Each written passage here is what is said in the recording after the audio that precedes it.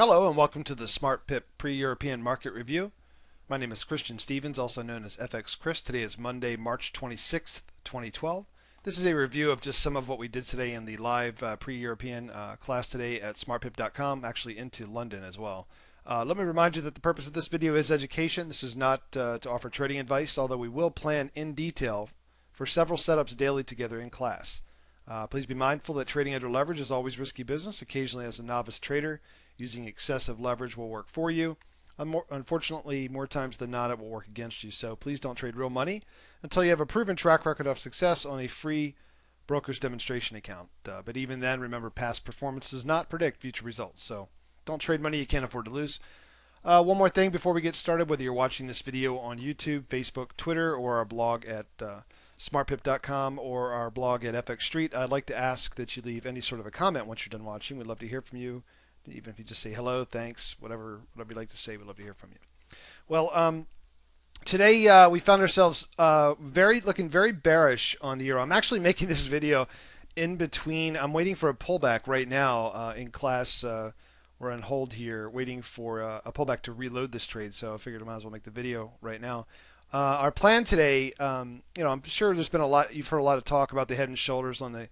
Actually, there's been several things you might call a head and shoulders on the euro, but this is a newer one, a much wider one on the daily, and I think a lot of people are really starting to see this as one gigantic one, as you can see right here, and that would put us exactly sort of right in where you would want to try to continue that back down to the neckline. Now, I'm not even bringing up the fundamental reasons and all the things going off over in Europe. I'm just saying, technically speaking, this is resistance for a lot of reasons.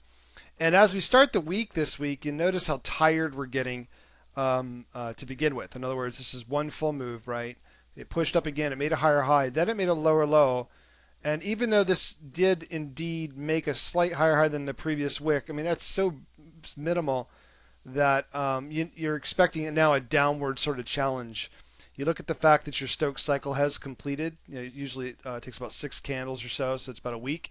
That doesn't necessarily imply it has to begin to come down, but the point is we are overbought. Okay, so with that in mind, on this daily chart, if I pull this back down and you take a look at a 4-hour chart, now obviously we've fallen since then, but this is what we look like when we were making our plans today.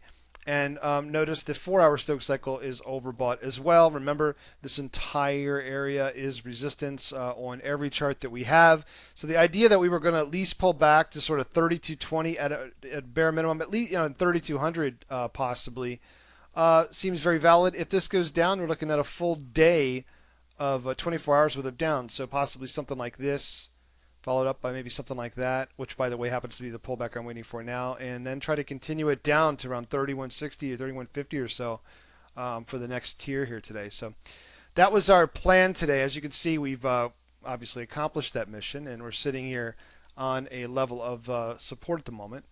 And if I go to a clean chart and just take a look at this is what it looked like when we were making this plan. This is a little trend line we had here that was overlapping in the 30-40 zone, and then we had obviously horizontal support in the 30-20 zone.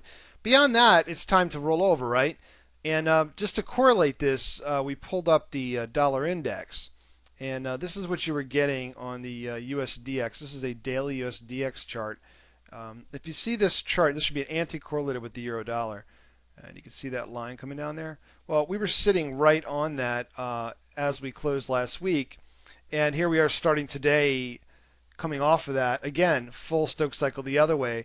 So it's very likely that even if it's going to fail, it's very likely to make a reverse fib back up to sort of this 80-15 zone or so, which is probably where we're headed today. I mean, I'm not going to sit here and discount the fact that there's a lot of resistance here. I see that, but I also have the general bias of that based on quite a number of charts. I'm not going to go over every one of them, but even if that's going to fail, I think it would do it there, or possibly even begin a trek up to that next level. I'm looking for actually to hold a large chunk of every short that I take on the euro from here on out, because I think if that head and shoulders is accurate, you're looking at a projection, you take the top of the head to the projected neckline, which is roughly 460 some pips. Uh, and actually, you know what? I think this might have been drawn from the other neckline. It actually should be lower than that because if you consider the neckline right around here, then your neckline, it's probably going to put it. Yeah, your target's going to be more around 126. So we'll see. It just happens to be the previous low. Wouldn't that be interesting? But this is the beginning of the rollover. So don't, I would love to say this is going to turn into one gigantic red candle, and it might turn into a couple of them, but it's probably more likely that we're going to find a level in here for the, just like I said on the index, the other way around. You're probably going to find a level in here that some traders, we've already tried. You see how they tried to buy it here. Actually maybe a little lower, maybe around 31 or so. It might try to come back up. And if it happens to do that, that's a perfect opportunity to just send it through the floor. So, I mean, obviously I'm a bear on this at the moment. We all have our own opinions, which means I'm a bull on the dollar.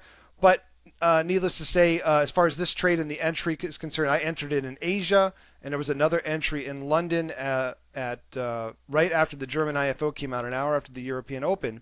You see this role reversal right here at 60. Okay. All right. You can see that how it's tested that a few times. Notice how it came off of that in pre-London in our class. Some people took that, and then the IFO news sent it right back up into there for another opportunity, and that is where I reloaded the trade as well. Okay, so you can see the second touch there. These are hourly candles you're looking at the 60 area, and now you find us. You can see my alarm at 90, pretty much at the second target. So that was pretty much it. We're right into the daily 200, and as well as at the same time, if I can get this back here, this index, if you look at I showed you a daily earlier, if I go back to a 4-hour, you can see a trend line coming the other way, which puts you right around the 618 swing fib of this dollar index. So I expect this to pull back and then keep going up later. So I'm looking for a reload on the dollar. All right. If I show you that same index on an hourly, I think you can see what I'm talking about. That roll reversal.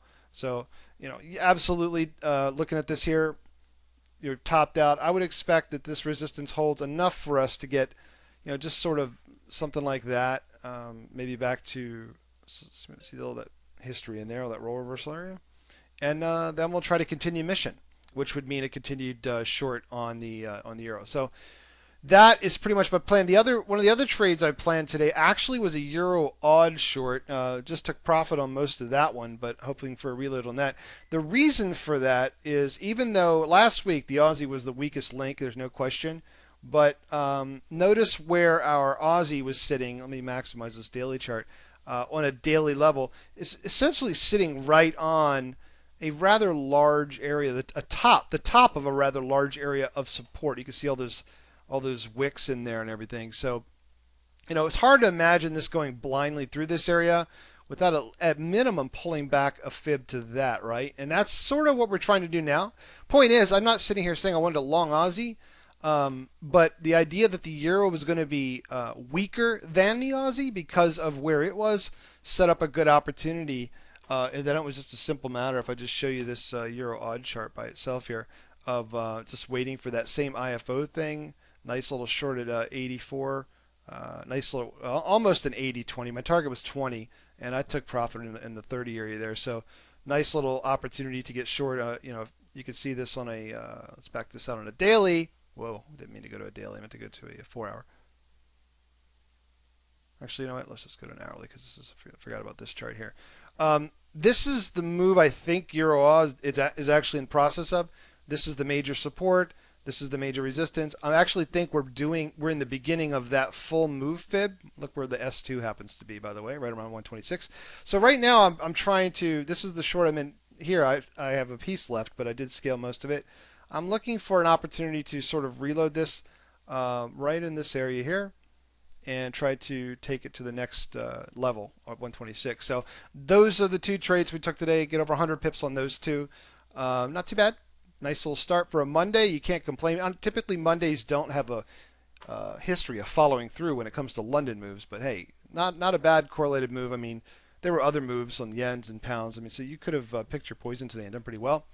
And just one more reminder, what I'm waiting for right now is simply a pullback here right now, at least up until the mid 20s to 30 zone.